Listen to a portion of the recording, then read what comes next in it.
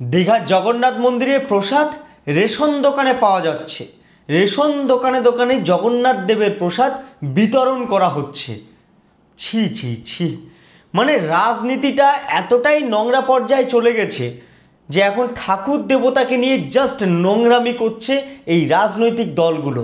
মানে বলতে গেলেই চলে, রাজনৈতিক দলগুলোর এখন প্রধান টার্গেট হয়ে গেছে ধর্মকে টার্গেট করেই এখন রাজনীতি চলছে। বিশেষ করে হিন্দু ধর্মের ঠাকুর দেবতাকে অন্য ধর্মের কাছে ছোট করে তুলে ধরা, কারণ তারা এই নোংরা কার্যকলাপগুলো করছে বলেই আজকের দিনে দাঁড়িয়ে আমাদের হিন্দু ধর্মের ঠাকুর দেবতাকে নিয়ে অন্য ধর্মের মানুষেরা খিল্লি ওড়াতে পারছে, তারা সেই নোংরামিটা করতে পারছে, আর হিন্দু ধর্মটা সকলের কাছে ছোট হচ্ছে, আর আমরা হিন্দু ধর্মের মানুষেরাও সব জায়গায় গিয়ে অপমানিত হচ্ছি। কারণ কিছু কিছু রাজনৈতিক দলের লোকেরা এবং রাজনৈতিক দলের নেতা মন্ত্রীরা এই ঠাকুর দেবতা নিয়ে চারিপাশে যা নোংরামি শুরু করেছে, সমাজের যে একটা সনাতনী ধর্মের যে পরিচিতি ছিল সেই পরিচিতিটাকে জাস্ট ধুলোয় মিশিয়ে দিচ্ছে এই রাজনৈতিক দলের লোকেরা। মানে আপনারাই বলুন, জগন্নাথ দেবের প্রসাদ কিনা রেশন দোকানে দোকানে বিতরণ করা হচ্ছে, এর থেকে নোংরার বিষয় আর কিছু হতে পারে? আমরা প্রসাদ কোথায় গিয়ে খাই? মন্দিরে গিয়ে, যেখানে পুজো হয় সেই মণ্ডপে গিয়ে, সেই স্থানে গিয়ে আমরা খাই। কিন্তু এখন প্রসাদ বাড়িতে বাড়িতে পৌঁছে যাচ্ছে রেশন দোকানের মাধ্যমে। এই যে আমরা রেশন দোকানে লাইন দিয়ে দীঘার জগন্নাথ মন্দিরে প্রসাদ গ্রহণ করছি, তো এই প্রসাদটা আসলেই কি পূজা করার প্রসাদ? এটা কি আসলেই জগন্নাথ মন্দির থেকে আসছে? এই প্রমাণ কি আমাদের কাছে রয়েছে?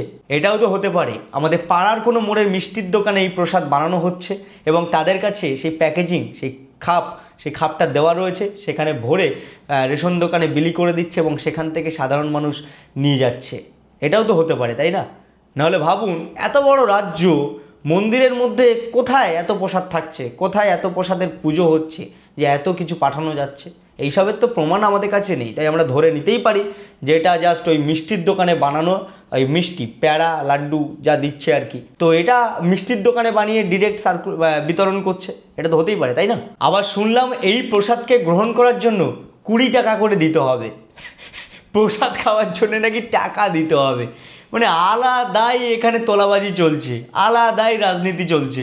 ভাই প্রসাদ খাবো, মন্দিরের প্রসাদ, সেখানেও টাকা দিতে হবে? মানে আর কত জায়গায় কাটমানি নেবেন?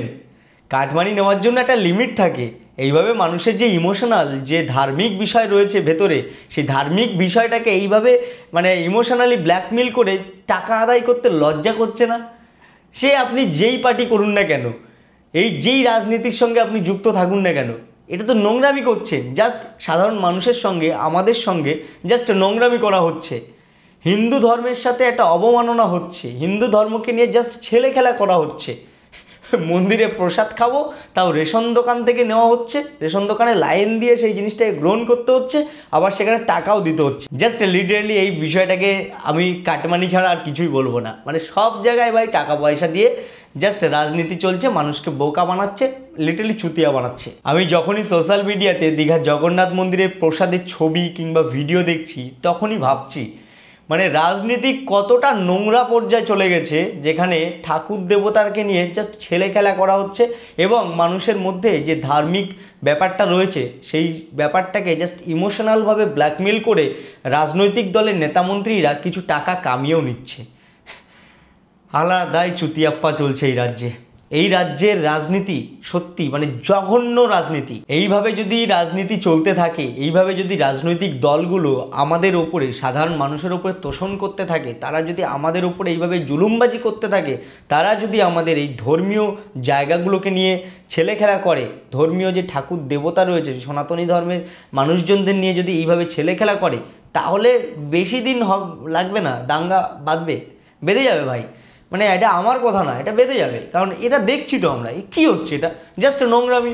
আমরা একটা মন্দিরে প্রসাদ খাবো, সেটা রেশন দোকান থেকে নেবো, সেটা কোথায় কার পায়ে লাগছে, কোন হাগামুতার কাছে কোথায় রেখে দিচ্ছে তার ঠিক নেই।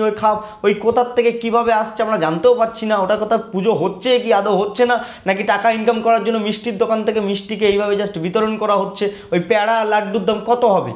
হ্যাঁ, কত হবে? সেটা দিয়েও নাকি আবার টাকা ইনকাম চলছে। মানে যা তা লেভেলের নোংরামি হচ্ছে এই পশ্চিমবঙ্গ। মানে পশ্চিমবঙ্গের রাজনৈতিক দলগুলো A to Z যারা আছে সকলেই এই সাধারণ মানুষের উপরে জাস্ট জুলুমবাজি করছে।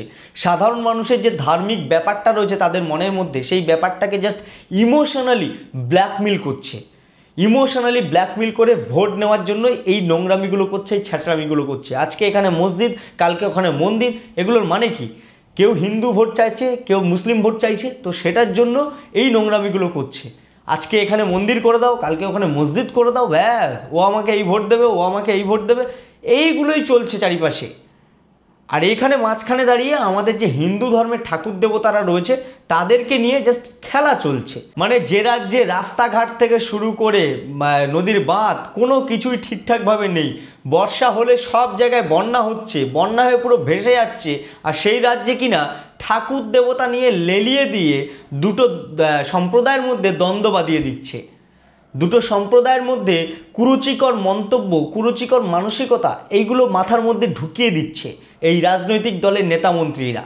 কারণ তাদের এখন প্রধান টার্গেট ভোট নেওয়ার জন্য এই সাম্প্রদায়িক দ্বন্দ্ব। যারা এখন দাঁত কেলিয়ে রেশন দোকানে লাইন দিয়ে এই প্রসাদ গ্রহণ করছেন তাদেরকে আমি একটাই কথা বলবো, ওই প্রসাদ গ্রহণ করার থেকে মিষ্টির দোকানে গিয়ে মিষ্টি কিনে খান, সেটা একই হবে। এখানে জগন্নাথ দেব আশা করি রাগ করবেন না, কারণ সেও জানে যে তাকে নিয়ে এখানে জাস্ট রাজনীতি চলছে। রথযাত্রা, জগন্নাথ দেবের পুজো, জগন্নাথ দেবের পুজোতে বাইরে বেরিয়ে পাঁপড় খাওয়া, খিচুড়ি খাওয়া, পায়েস খাওয়া, রথের দড়ি টানা, এগুলো আমাদের কাছে ইমোশন।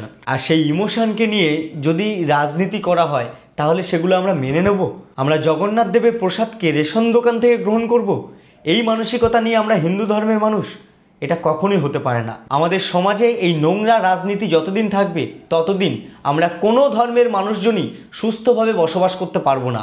আমাদের সব ধর্মের মানুষের মধ্যে এই হিংসা, এই বিবাদ লেলিয়ে দেওয়া হচ্ছে, ইচ্ছাকৃতভাবে ছড়িয়ে দেওয়া হচ্ছে, ইচ্ছাকৃতভাবেই দ্বন্দ্ব লাগিয়ে দেওয়া হচ্ছে। যাই হোক, এই রেশন দোকানে জগন্নাথ দেবের প্রসাদ বিতরণটা আমার জাস্ট ছোটো লোকামি মনে হলো, জাস্ট নোংরামি মনে হলো। এবার আপনাদের কি মনে হয় সেটা অবশ্যই কমেন্ট বক্সে জানাবেন।